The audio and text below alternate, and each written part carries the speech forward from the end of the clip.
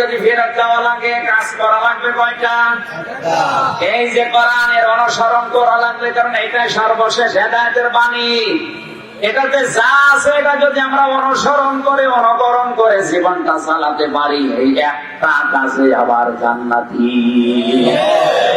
আর 500 যে শরীয়তের বিধান আছে এগুলো যদি কেউ মানতে চায় একবারই মেনে ফেলবে, বিষয়টা এমন না। নবীজি বলেন না, দুনিয়া সিজনুল মুমিন ওয়া জান্নাতুল কাফির। দুনিয়া মুমিন যারা দাবি করবে তাদের জন্য জেলখানার মতো মনে হবে, আর কাফেরদের জন্য বেহেশতের মতো মনে হবে। আয়াতের শেষের শব্দ আমি পেয়েছি, ফালা খাউফুন আলাইহিম ওয়ালা হুম ইয়াহজানুন। যারা এই হেদায়েত অনুসরণ করে তাদের কোনো ভয় নেই, কোনো চিন্তা নেই। এই শব্দটা কি? যারা এই হেদায়েত অনুসরণ করে আল্লাহকে যদি ফেরত। চ্যানেলটি সাবস্ক্রাইব করে আমাদের সঙ্গেই থাকুন।